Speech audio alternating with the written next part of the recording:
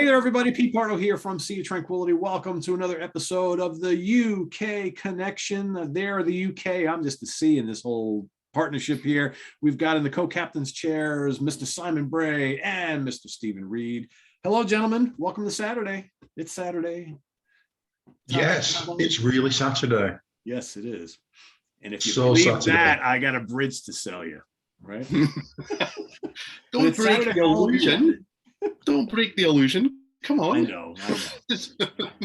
Yeah, it's like pro wrestling. Like you got the fans who are like there's most know that it's kind of fake, but every now and then you talk to people like, no, that's real.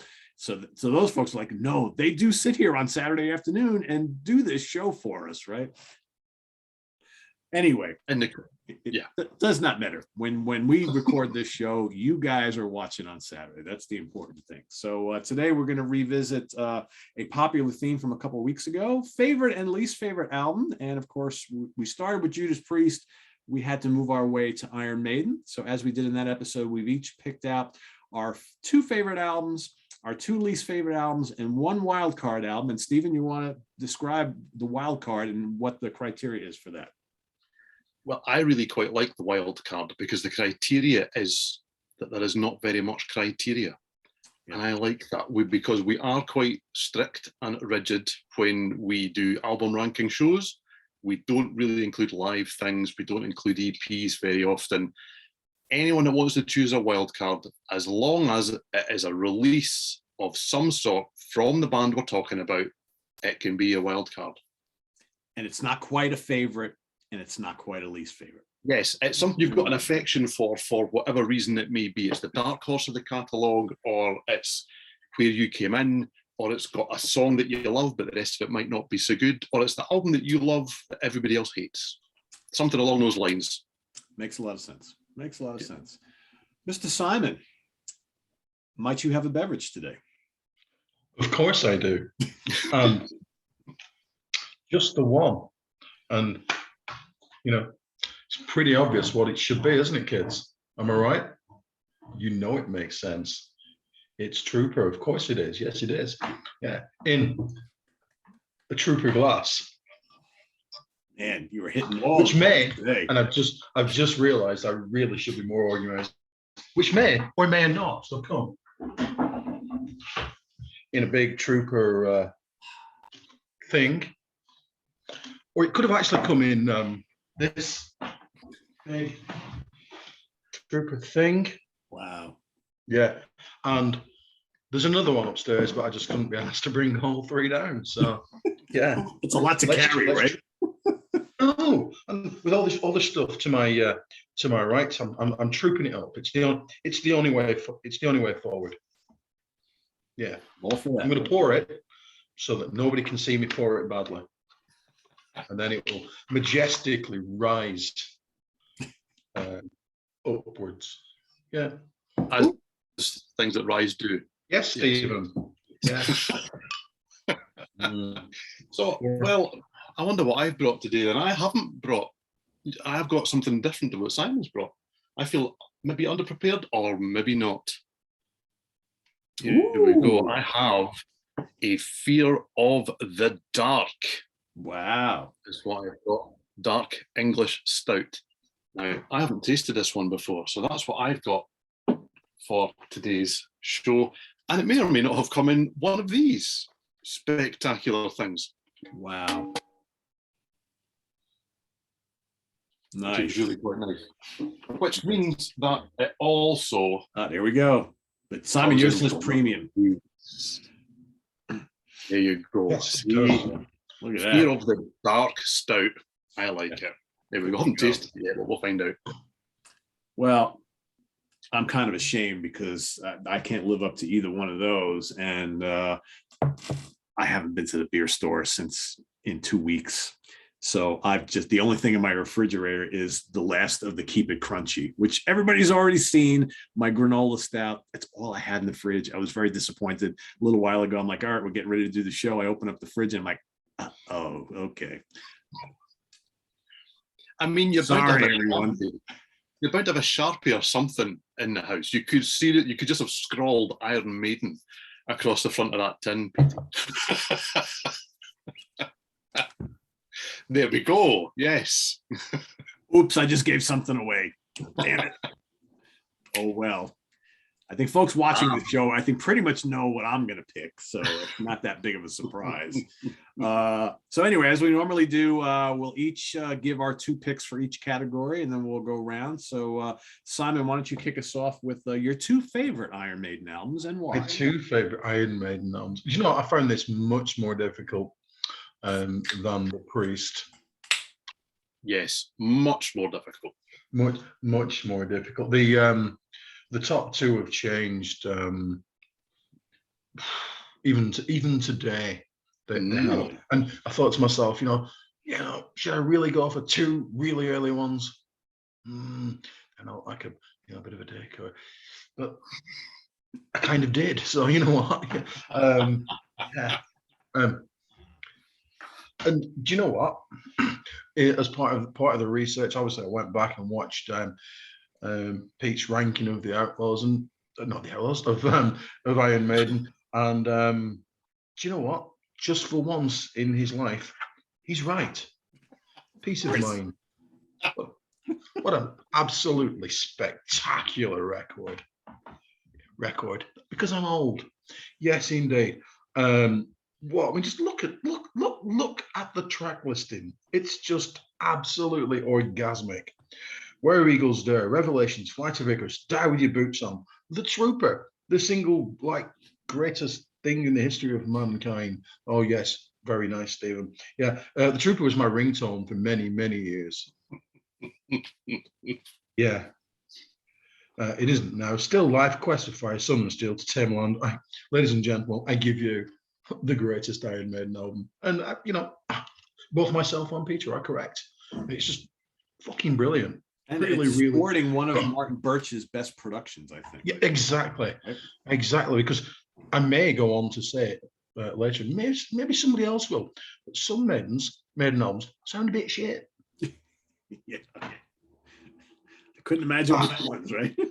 No, controversial. I know. Yeah. However, Peace of Mind, absolutely brilliant. Even great cover. Everything about it is just spectacular. It's a proper heavy metal record. Really? Yeah. Tunes are reliably pretty short, apart from Tamerlan, really, reliably pretty short. And that's really, despite how I'm about to become a hypocrite later, that's really how I like my Maiden. Yeah. Big thumbs up. Yeah. Great debut for Mr. Nico McBrain, right?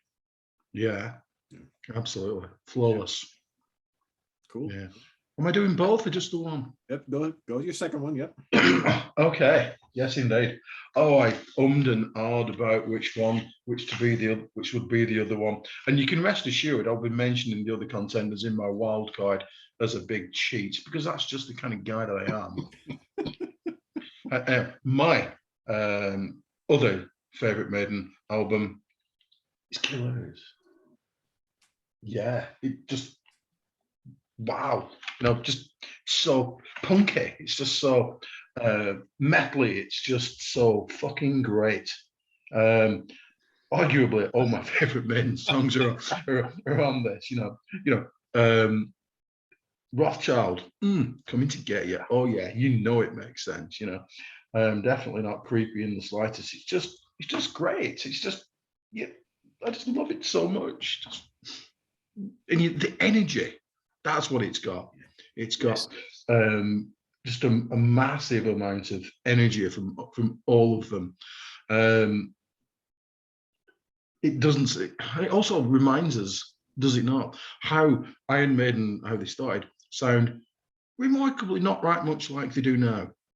So there's been an evolution. Who'd have thought that the band that were tossing out these songs could be tossing out 17-hour prog epics? I see here. Theory time. I'm maybe a little early on this. Okay. Theory. Killers is fantastic. It's a killer album. Sorry. Okay. But I've got I've got a lot. There's a little voice in my head when I listen to that again. I mean, there's always voices in my head, but when I listen to that this week again for the 75,000 million time, okay, that if you were to just kind of slow the turntable down, yes, because mine are all just like the beautiful vinyl that you showed there. That is a little bit like some of the more modern Maiden, because there are a few bass intros here, but they're like 20 seconds. They're not like, 3.5 weeks and a holiday in between. Do you know? And they do have the kind of fast section and then the not so fast section. And then Nickel can't play as fast as he used to, so let's keep it really quite sedate and slow. But it's all there. It is all there. It's just that they didn't. It's presented differently is all it is, I think. They don't think, wow, that was good. I think I'll carry that on for the next couple of hours on every song. Yes, there's an urgency to the early stuff, I think, that there isn't now. Whereas everything was kind of frantic and we got to get this in, like those like Innocent Exile, right? Those great Harris bass intro. Now it's like, and 5 minutes later, he's still doing the same thing. We don't need that. But I like the way he did that sort of, but he's always done that, right? It's just presented differently. Yeah, I mean, yeah, it's really hard if you listen to Killers and you listen to Senjutsu or any of the recent ones, and you're kind of like, man, it kind of sounds on the surface, it sounds like a different band. But when you kind of peel it back a little bit, it's still Iron Maiden. It's just 35, 40 years in between, and everything is stretched out and slowed down, right? And yeah. And there's a good question then. Should metal ever grow up? Is that the point? I'm not, I mean, I didn't. So, should metal bands grow up? I don't know if I want to follow the bands that matured. You talk to most Maiden fans, they want Maiden to sound exactly like they did in '85. So what does that tell you? That those were good albums? Everybody wants them to stay just like that. Don't get older. Don't turn into a curmudgeon. Make the same music that you did 35, 40 years ago. But their job is to sorry. No, you go. No. Their job is to follow their muse and do whatever they want to do, isn't it? Exactly right. And they've always stood not to please us. That's what they want to do. Fine, absolutely fine. They're in the fortunate position where they can do that. A lot of bands are not. It has to be said. They really have to keep the core fans happy. Maiden have been fortunate enough, clever enough, talented enough, and it is all of those things to take a ginormous audience for the most part of the journey with them. Now, they've lost some along the way, but they've gained other followers because of what they're doing now. It's very clever, and you can't argue with it. Yeah, I mean, that's a great point. Have to love it. Another band has done that, where they basically said, we're not going to make albums that are going to be really accessible for the masses. We're not going to keep rehashing the same album over and over again. We're going to do whatever the hell we want. If you like it, great. If you don't. And they're probably one of the most dissected bands on the planet by their fan base, who will look at every little bit of minutia and bitch and complain about every album post Seventh Son of a Seventh Son. But the albums still sell a lot. They still sell out everywhere they play, and people still talk about Iron Maiden as one of the greatest metal bands of today. It's never changed. If everybody stopped listening and stopped buying, then we could say, well, maybe they've made a couple wrong turns over their career, but that's never the case. But yet they're so dissected by the fan base. It's absolutely unbelievable. There's no other band out there, I think, that gets such scrutiny from everything that they do like Iron Maiden. There was an interesting comment I think was made probably when Senjutsu came out, or I think it was maybe end of year albums. And it was a comment I think that Ryan Scow made, which was, yeah, but isn't it great they're still making albums? Yeah. And I think there's a huge element of that, because probably for most people watching this, most people roughly our age, Maiden are beyond question one of the most important things that we could talk about. One of the most important parts of the journey. And there is that element of, do you know, life just wouldn't be the same without them, so let's just be thankful. I get it, and I don't. And maybe being a bit unkind, these past couple of weeks, doing a bit of research, listening to Maiden for this show, have been a void of discovery for me, I have to say. You know, so we'll come to some of that later, it has to be said. Yeah. So two great picks from Simon to start us off with. Very cool. Yeah. Stephen, what do you got? Your two favorites? So, yeah, similar to Simon, I found this really difficult. I found Priest difficult. I found all three categories for this. Favorite, least favorite, wild card. I found all three really difficult. And that's because for me, there's quite a lot of contenders for all of those. I really seriously looked at roughly 7 albums for my top 2. I had to whittle it down. And I had to stay true to myself because that's what this is about. So that's where I am, seventh son of a seventh son. Album number 7, 1988 we're in. And yes, I agree. Do I ever really need to hear Can I Play With Madness Ever Again? Yes, I do. Absolutely I do. It's fantastic. Are you listening to this album? No, it's absolutely brilliant. It's a great song. It's an energetic song. It's nonsense. But Maiden are nonsense on a regular basis, but they're great nonsense. Yeah. You know, but I really think that side 1 here, so Moonchild into Infinite Dreams, Can I Play With Madness, and then The Evil That Men Do, which I can't say properly. I have to say The Evil That Men Do, because that's much closer to that's the but live, oh, that song is just stupidly good. It's so much fun. And I really think that this album is the use of the ride symbol from Nico McBrain on this album and Somewhere in Time, to be fair. It's just phenomenal. I listen out for it. The drums are a lead instrument on this album. All of the kind of, you know, the tom breaks and all of that. It's so involving, it's so catchy, it's so memorable that it's just fantastic. I think this is Bruce arguably at his best. I think the guitars, whilst maybe not as in your face as they had been before, I think the pairing here of Murray and Smith are just on fire, and I just love it. Side 2, it doesn't pale, but it's not quite as good as side 1. You've got the title track, The Prophecy, The Clairvoyant, Only the Good Die Young. It's just fantastic. I know it's got synths, you know, and that was a problem for some people, that kind of introduction of more colour. I love that introduction to Moonchild. I just think that it was a really clever way of opening the album, that's an issue with me for modern Maiden, I have to say. But yeah, this is really good. It's got the trademark bass gallop. It's got everything about it. It's got great album art. Seventh son of a seventh son. I've got a joint one. I'm not going to go and say one is better, one is not, because realistically, when I first heard, the first thing I heard off my next choice was this. It was 2 Minutes to Midnight. It's just a phenomenal song, you know, and the other single isn't bad either, it has to be said. So my other choice is Power Slave. This is where I came in. I mean, Peace of Mind, Number of the Beast, and I know that by not choosing Number of the Beast, I'm leaving an absolute stone cold heavy metal classic on the sidelines, kicking the heels, waiting for a game. I am aware of that, but I just think that this is outstandingly good.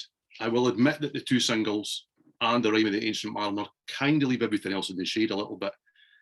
But when you really go back and listen to this album, things like Flash of the Blade, yeah, it's just so good. Back in the Village, nobody ever talks about Back in the Village. Back in the Village, Back in the Village. It's just so damn good. It's so strong. And the whole thing, I mean, the artwork here, I think this is maybe along with Somewhere in Time, I think this is the artwork at its absolute peak. There's all, as we call them now, Easter eggs and all these various things in here. It's so much fun. You know, hours looking at the sleeve and seeing all the little bits and bobs. The whole thing is just well thought through. It's just a complete album. But interestingly for me, there are 2 things here. One is that if you combine Rime of the Ancient Mariner and Lost for Words, the instrumental, okay, the naffily named instrumental, which I really like, by the way, then I think that you almost find the genie that Maiden have been trying to shove back in the bottle for 40 years. You've got this instrumental workout, and then you've got the epic. And I think that to some extent, those two things have become a millstone around their neck. They seem to have been kind of going, yeah, we can still do this. We can still, we can write songs as long as we want. But the difference is Rime of the Ancient Mariner doesn't have downtime. It doesn't have that bit where you think, I think they've maybe gone home for a cup of tea, and just left Steve going, right? It doesn't have any of that. It doesn't need it. It's just not there. And the other thing that I noticed on the back, which I'm struggling to read without my glasses on, is it says, and this may not be the first one to do it, and it's not consistent, thank you, Peter, and it's not consistent throughout the whole catalogue, but it says on the back, this bit here, okay? It says running time, 51 minutes and 20 seconds. I mean, why is that important? Why is that important? Now, yeah, okay, it's important because, side 2 is 3 songs. So I suppose we're kind of saying, side 2 is not just 50 minutes, guys. We haven't just kind of thought, what, fuck it, let's not bother actually writing any songs. But it's almost kind of like going, we can write long, serious albums. And it's interesting that from there, a lot of the albums tell you how long they are. Why does that matter? And the last 3 albums, but longer than that, have been utterly afflicted by this need to make them long. There's no other reason to make them long than to make them long. It's bizarre. But anyway, I'm talking about the best at the moment. So yes, Power Slave, love it, adore it, fantastic. It hits as hard now as it did the first time that this was put on the record deck. Love it. But you're absolutely right. Back in the mid 80s, 51 minutes is a long album. It's a long album. Yeah. That's I do remember a friend of mine, his mother actually said to him at one point, he bought Fugazi by Marillion, different show, sorry. And she picked up the album and went, oh, that album, that's really, that's very, very, and she turned it over and she went, but it's only got 6 songs on it. Does not compute, right? Yeah, but if you take the record out, all the grooves are still there, it's still filled. So I do maybe think that they were kind of going, guys, look, yeah. Only 3 songs on side 2, but there's not like this much space in the runoff. Yeah. But it seems to suddenly be a thing. And from there on in, a lot of the albums have this bizarre need to tell you how long they are. Who cares? Oh, what? What's that about? I don't know. Anyway, I digress. I never cared much, but we notice it now, a little bit more than in the past. But yes. Yeah. So, you said an interesting thing at the beginning about how for our top 2, probably with 80 to 90% of the people, it's going to be down to those some 2 of those first 7 albums, right? And that was the case for me as well. But my number 1, and Simon and I must have been comparing notes or something. My number 1 has always been this, Peace of Mind. Brilliant album. And I listened to this millions of times back when this first came out. Where Eagles Dare is one of the greatest album openers anywhere. Flight of Icarus is great. The Trooper, even the Silly Quest for Fire, I still think is kind of a fun song. I love To Tame a Land. Still Life with that not too many do whatever the hell it is that he's saying in the beginning, right? Revelations, Die With Your Boots On. It's just great marching, militaristic heavy metal. It's melodic. It's everything works about this. Love the production, love the cover, brilliant. My number 2 was a little more difficult, and I could probably make a case for Power Slave, Number the Beast, Somewhere in Time, which is great. And I think Somewhere in Time has held up so well over the years. But being true to myself, I had to go with Killers. It's the first one I ever heard. And it's still this, yeah. Please, that guy sir, Simon please, knows sir. what he's talking I got about. it right, sir. Sir, me. I got it right, sir. Pick me. This is just a timeless album, and I love the debut too. But man, there's just such heavy hitters on this album. And let's face it, Paul Di'Anno sounds amazing on this record.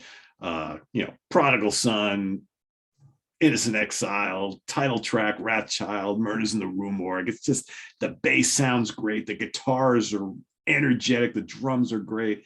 I just love this album. If it wasn't for that, it would probably be my number 1. But and how about that iconic cover? I remember the first time seeing this in the record shops, I was like, I don't know who that is. I think I saw them advertise in Hit Parader, but I don't give a shit. I love that cover. I'm buying it and bringing it home and going, wow. It's like, what is this? So yeah, those are my top two right there.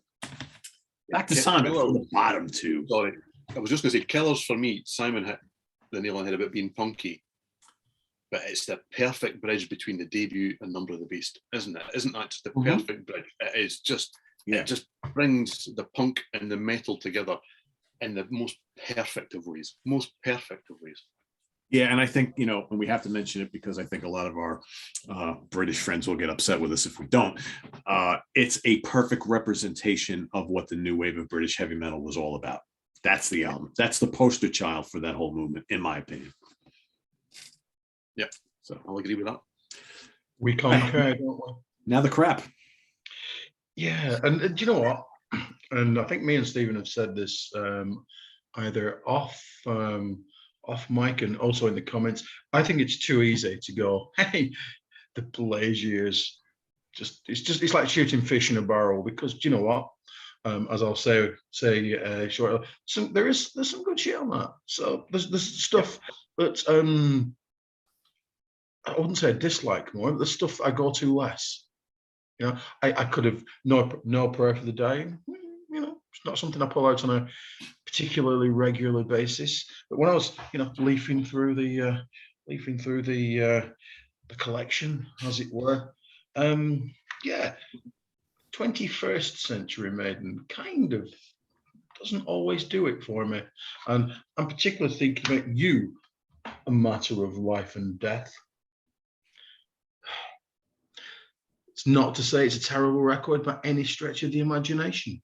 It really isn't. It's just a record that never really connected with me. I don't particularly like the sound on it, you know, when I listen to it with headphones on and stuff like that, because I am a sad, lonely loser like that, you know. Go away, world. Simon's listening to the Maiden, that sort of thing, yeah. And you notice that, you know, the songs are all pretty long, some of them longer than they need to be, and similar kind of thing with, oh Jesus Christ, Dance of Death. Now, if you remember the awesome cover like that. Let me get that. I know it's really shiny, is it? It's definitely, in my opinion, their worst cover. Again, there are some good songs on it. Wildest Dreams, I quite like the opening. Montsegur, yeah. Passchendaele, yeah. But the rest are just a bit, for me, where'd they go? No. Whereas that, every word, I remember it from 40. Now, admittedly, I listened to it all the time. There wasn't as much music out there, which I think is definitely a problem. Sometimes it's quite difficult to think, well, that's not the most immediate thing in the world. I need to move on to something else because I bought something else this week, and I'm sure that those two albums suffer from that. But just wasn't able to get into them. Let me tell you, there's certainly nothing on there as good as The Klansman. I'm just saying. We're right, aren't we, Stephen? Yes, we are. I think we're right. Yes, absolutely. 100% I'm with you. I'm on board. Yeah. So, yeah, it's just not terrible, but just not up, you know, up with the greatest. Yeah. And on you go. Oh, just when I listen back to them, and I have listened to every Maiden album, you know, since we said we were going to do this, which is quite a while ago, isn't it? So, you know, it's not like we're just listening to things once and thinking, oh, that's it. You know, admittedly, I've listened to Peace of Mind about 48 times, but that's, you know, not important right now. They're the ones that I think ho hum more than others that I think ho hum. But that said, they're still better than quite a lot of shit that I've had to listen to in my career with Sea of Tranquility. Absolutely, 100%. Yep. That's very true. I mean, even like the worst Iron Maiden albums are like infinitely better than a lot of other stuff that's out there. But we hold them in such like high regard, right? It's like I said, we pick apart these albums like crazy. That's just what we all do as Maiden fans. It's kind of like our job, right? As weird as that sounds. Yes. Yeah. It is in many ways. And my choices are both different from Simon's, but both of those albums were under consideration. This has been a real journey for me. Maiden are a ginormous part of my musical life.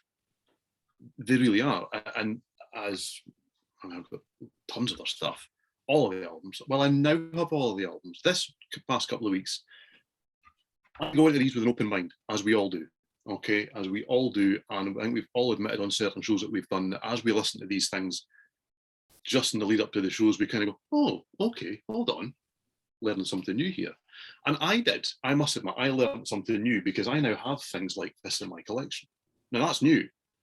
You know, that arrived this week, because I must admit that the last 3 albums, the 3 most recent, I have not owned until this week. I now have them all. Well, Book of Souls has not arrived, just to spoil the party, but it is on its way, because I've realized that I don't hate those albums. Well, I don't hate all of those albums, because I still hate this album. I still absolutely hate this album. I mean, and where I will disagree slightly with Simon is, yeah, there's worse stuff out there. Don't get me wrong. There's much worse stuff out there. But we wouldn't let a lot of bands away with the sort of absolute shite that's on here. We really wouldn't. Do you know? And I do think that these 2 words at the top give them a free pass. They get a free pass. I know they get dissected, Peter. I completely agree with you. They do. And they're held up to a standard that few bands could even dream to attain. And there's a reason for that. And the reason for that is because they consistently hit and surpass those standards, album after album. And what I discovered realistically is that, in my humble opinion, now I like the X Factor. I like that album. Okay, I know it's a least favorite of many people. I think that's an honest album. I think it's an angry album. I think Blaze is excellent on it. I will admit that Virtual 11 has its moments, and after that it's a bit ropey. But from Virtual 11 until now, there's one album that I considered as it might well fall into my consideration for best, and it was Brave New World. Everything else, in my humble opinion, has been, yeah, okay, or not okay. I don't like Dance to Death. I don't like that album, but it didn't make my bottom 2 because there's stuff like this here. I mean, why would you open an album? I mean, whoever put it down, right? You open this album, okay? Aces High. It goes, ah! That's what this album does. It goes, ah! This album goes, nah.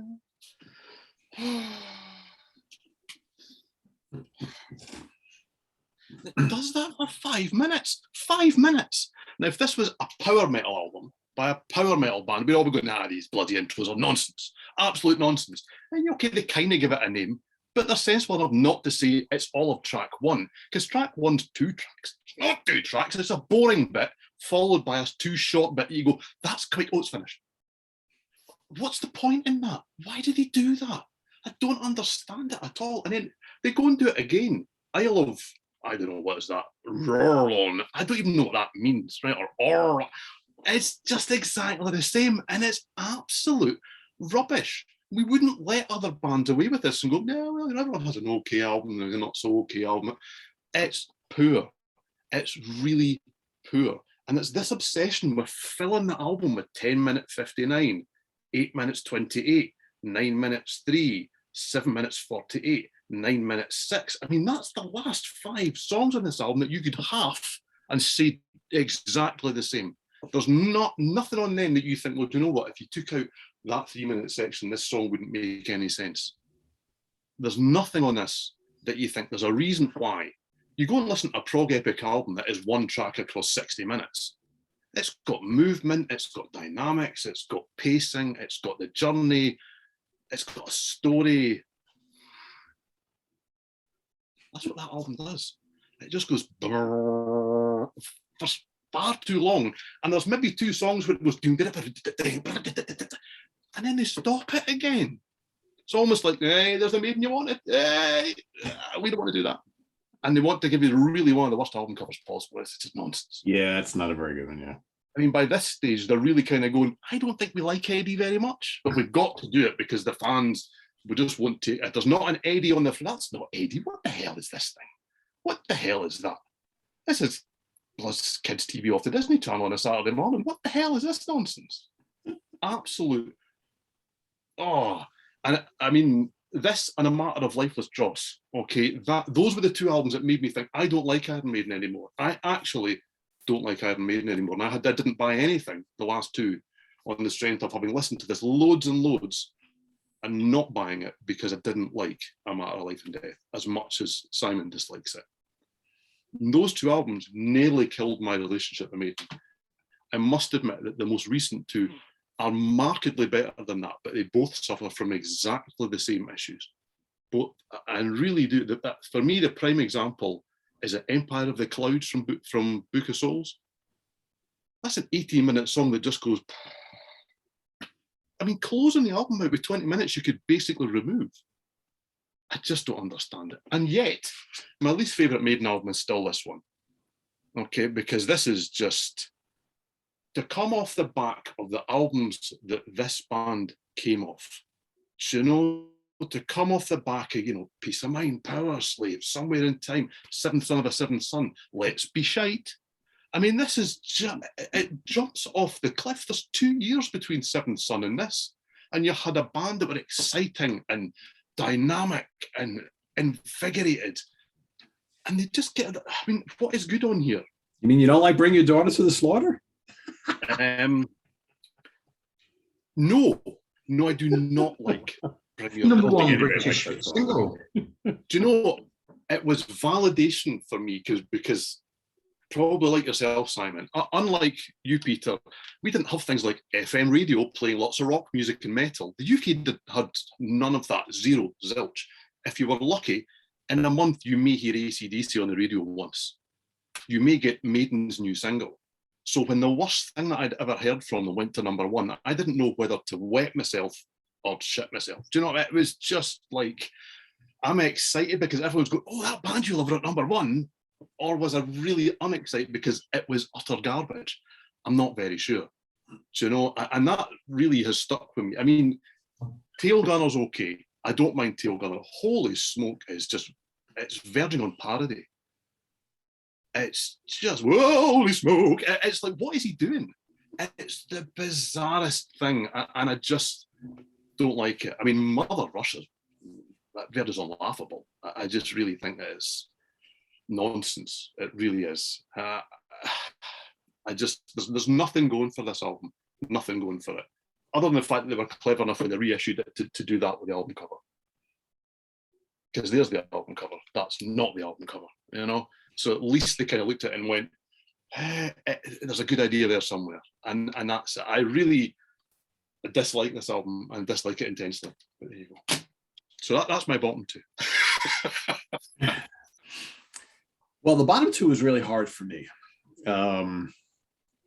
because I was fought between going with what probably everybody expects me to say and trying to find two other albums that maybe I like lesser than those other two albums that I'm expected to say.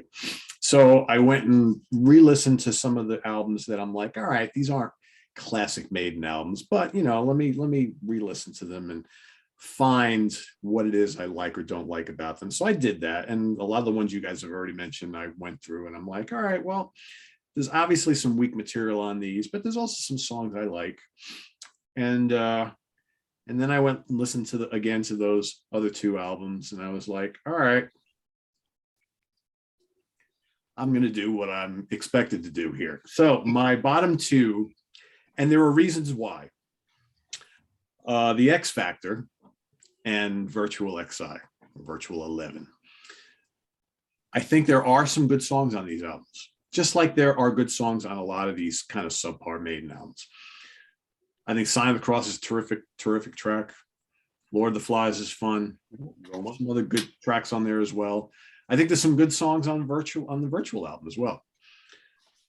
I detest the production on the X Factor. I hate it. I don't like the sound of the guitars.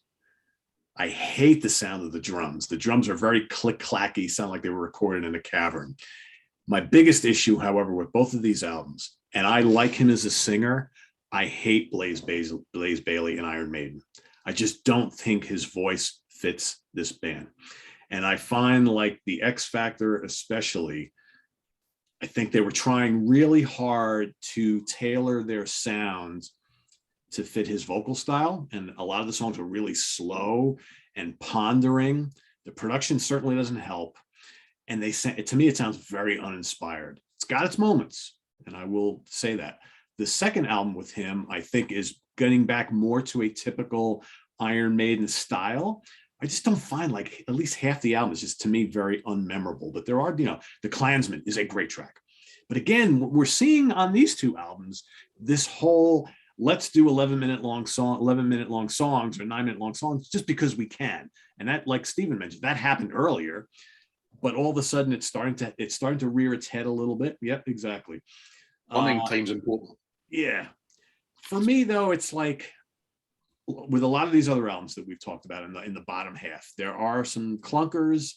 There's a lot of mediocrity. There's some good stuff. I think these two albums have that as well. But here's where, all of a sudden we're missing Martin Birch. Production suffered from it. I'm all for when a long-standing band makes a vocalist change. Sometimes it works, sometimes it doesn't, right? As long as the material is really good, I don't really care who's singing. But I just find in these two albums that I don't find the material overall all that great. And I think they picked the singer who it's kind of jarring because he sounds so completely different than Bruce. Granted, when Sabbath brought in Dio to replace Ozzy, those guys were as different as you can imagine. But the material was so big and energetic and fresh that it worked. It doesn't always work like that with every band. You would think another good example, we talked about Priest last time, right? So those two Ripper albums, here you had a guy who came in who sounded almost exactly like the guy who left, and it should have worked, but the material sucked, right? So here you have, like, to me anyway, some of this material is pretty good, but I don't like the choice of the singer. And I like him. I like Blaze doing his own stuff. I think he's a fine singer. He's well respected out there. I get it. I just don't like him in Iron Maiden. And I have been trying to fight that within me for all these years, to the point where I don't even own these two CDs anymore. I got rid of them like 20 years ago. I was like, I am never going to listen to these again. So I went and sold them. Now I'm kind of, the collector in me, the completist is like, what the hell did I do that for, right? I should have just kept them because I keep everything else, right? So yeah, those are my bottom two. I know it's going to be kind of like, we knew he was going to pick that, and I tried not to, and I wanted to pick something else, but when I came right down to it, even though a couple of the ones you guys mentioned, I wanted to pick, I got to be honest, right? So there you have it. It's interesting, Peter, because listening to these two albums again the last couple of weeks, I've always had a soft spot for this one. I saw Maiden on both these tours playing much smaller venues and all these various things, and it was much more honest than certainly Bruce's farewell tour, where it was clear that was, they'd been booked, they had to play the shows. Bruce would rather have been anywhere but playing those shows. Fair comment, he finished them and the contract was signed. He could have done something different entirely, and we probably wouldn't have had a band now because he'd really shot on them, and even though they thought he did at the time anyway. I actually think Blaze's vocals are really good on this, and I know I'm going to get lots and lots of people going, I know nothing in the comments. They're probably right, so that's fine. I will admit, though, that the drop-off in his vocals between this and this is marked to me. It really is. I actually was quite surprised by how I struggled to engage with his vocals when I listened to them the other week. You know what it is, though? I agree with you. I don't think his vocals are bad at all, because I kind of like his vocal style. I love you so much. I don't like it within the confines of Iron Maiden. That's my problem, I think. See, I would much rather listen to these than listen to that. I think, at least if nothing else, this is a band, maybe not so much this one, but this is a band that at least trying something to prove, expanding things a little bit. This is as treading water as you can possibly hear. And that's my issue here, is you've got a band that had so much going right for them. This is the one that it feels like somebody went, in the studio, guys, we do this every 2 years. In the studio, you go, and they're like, no, I don't want to go. Well, it's a band falling apart at the seams. I mean, that's how many times. Yeah, and that, to me, that's what comes across here. This one, I think, at least if nothing else, there's a bit of hunger there. But yeah, I will admit that what then infects Maiden from here on in, these ponderously long songs that really just don't need to be. They just don't need to be. And I'm really sorry for the people watching who love, 18-minute Maiden songs and various things. It isn't the length of song. It's not. I like prog rock. It's what you do with it, right? It's what you do with that. Yeah, length, what right? you can do with it. I'm going to get some real hate here. I don't think that the songs that they've written from Virtual 11 onwards, with one exception, are engaging enough, dynamic enough, and interesting enough to be longer than 4 or 5 minutes. So don't make them longer than 4 or 5 minutes. I mean, yeah, we pointed that. How many times we pointed that out? It's like you have all these albums that have a handful of 9+ minute songs that each have a 2-minute intro and outro, where if you get, and you don't need 4 tracks on every album that have the exact same structure. You want to do it once on an album? Great. But not half the album, right? I mean, we'll get to one of them in a minute with me, that I think that there's fine material on this album, but man, you could have shaved 15 minutes off this album, I think, and it would have been great, right? It's still pretty good, but it's like, that's the difference between a pretty good and pretty great album, because you're taxing the listener a little bit in spots when you don't really need to, because you're not telling any different stories with these songs that all start and end the exact same way, right? Yeah. A comment I've heard a lot on the channel when Maiden come up, oh, you have to work at it. And I get that. I'm okay with that. I do believe that a lot of the best albums require a little bit of effort on the listener's part. Not every great album is great from the first time you put it on. Some of the best albums, the first time you put it on, don't stand the test of time. Yeah. But to me, there's making an effort, and then there's forcing yourself to like some of it. And I really think that with a lot of these albums, that is the stage that we've got to, that people say, well, I've listened to it consistently for 3 months now, and now I get it. I don't see much difference between that and listening to Nostradamus 3,000 times. I really don't. If I listened to Nostradamus every day, I could sing you every word of it. You know? My problem with Nostradamus, after the second listen, I never wanted to hear it again. But some of these Maiden albums, there's enough to like, and I'm thinking, all right, well, there's some bits that aren't getting me, so I'll keep going. So I don't know. That's just me. But what I find with latter period Maiden is that you can listen to them as much as you want, but it's practically the same experience every time. You're not going in there and thinking, oh, I haven't said that before. Apart from quite often the drums, he's a fucking awesome drummer. I love him. Isn't he? Yeah. Isn't he just? Yeah. Yeah. You know, that there you hear something practically different. It's, oh Lordy, but the rest of them, it's just like the same experience for me every time I listen to them. And I want to be able to pick different things out every time. I've not. Oh, whoa! Look at that! I've never heard that lick in the background before. That sort of thing. Yeah. You know, and with the Latin period, no, it's not really feeling. I will say, mainly because I can't be bothered to reach over and get it because it's behind the plant over there. And the massive hypocrites in me. I really like the second disc of Senjutsu. Yeah. Where all the songs are a couple of days long. Yeah. I actually feel like, oh, well, that's weaving really well. That's really good. Oh, I'm going to put that back on.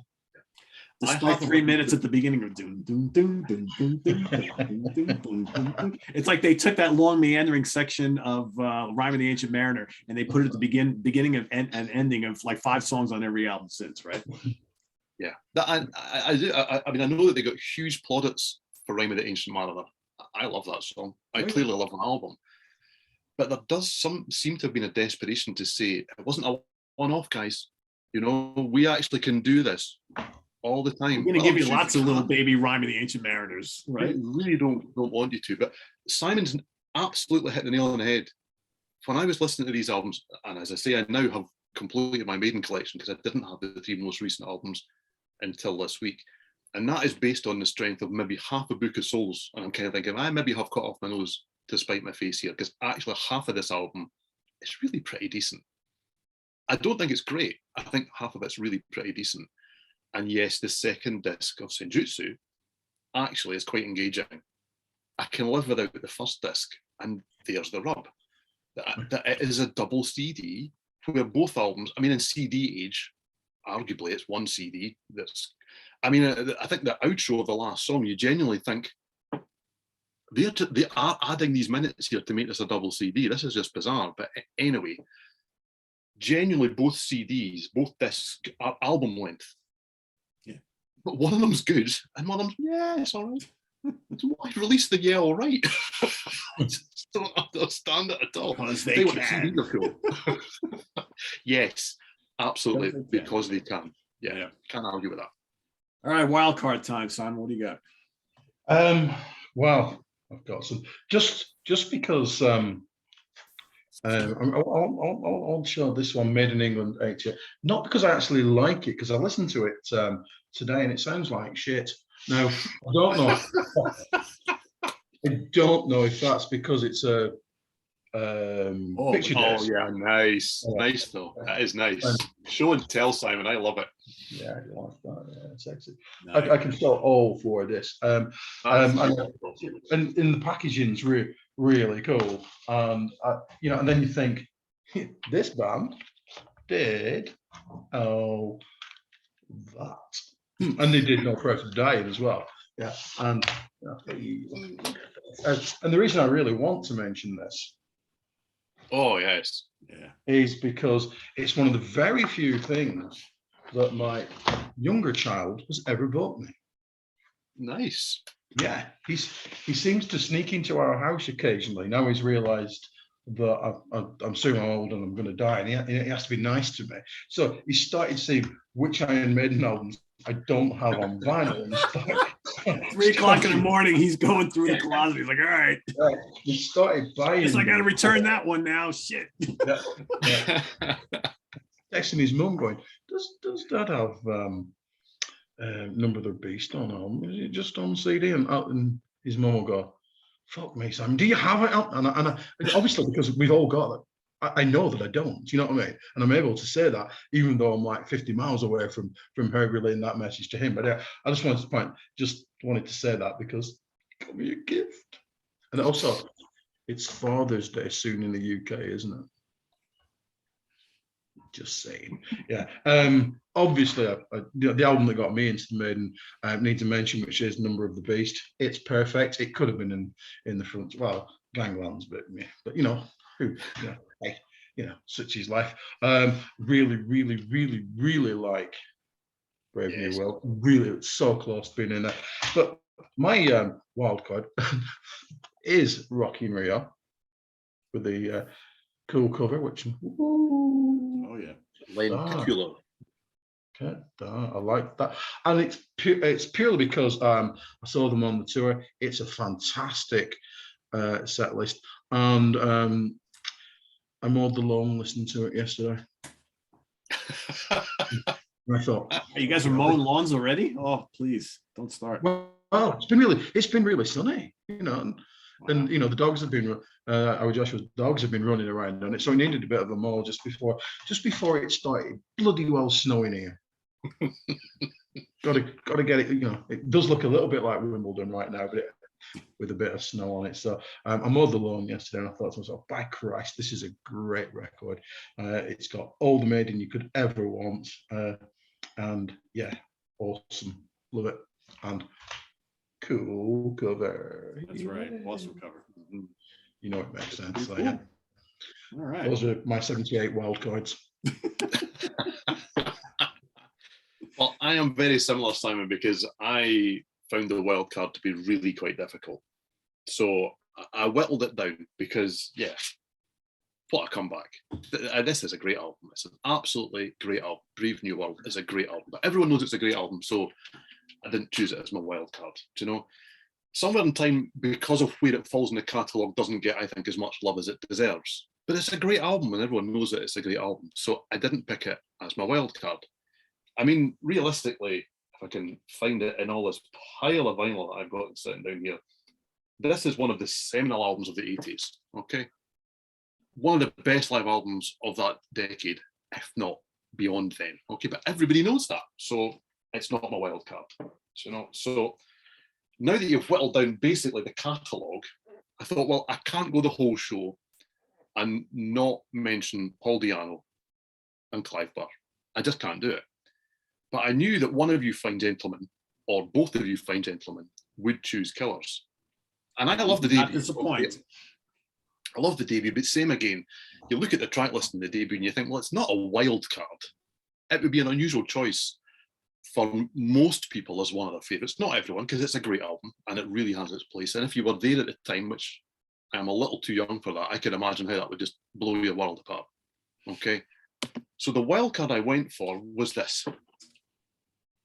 Made in Japan. Okay. So this is just fantastic. I mean, I got this in this ginormous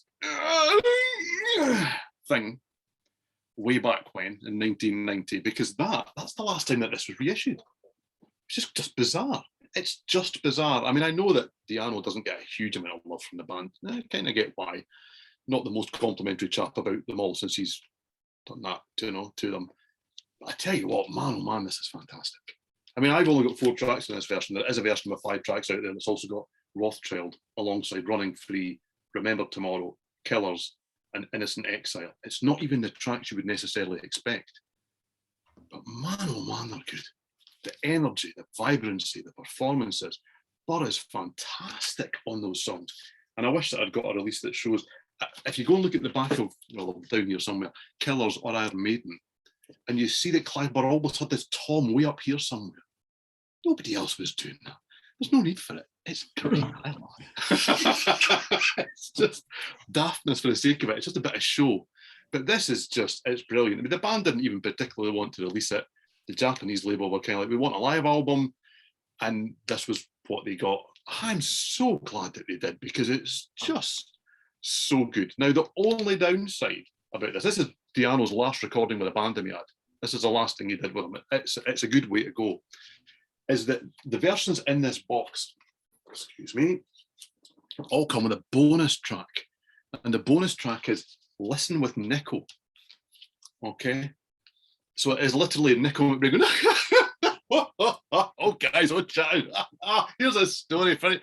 It's shit. It's just the biggest pile of unrehearsed garbage. And all I will put out there is that shall we suggest that some of the accents and choices of words on the one for Made in Japan, let's just say that they're not, current for the day. So whoever thought that was a good idea, ruined, because every single one of these has got a Listen with Nico on it, every single one in this box set. And I love this box. I go back to it quite often. It's really good. But yes, my wild card is Made in Japan. The full, what I will say is, if you search on this fancy interweb thing, the full show, okay, from Nagoya, Japan, 23rd of May, 1981, is out there.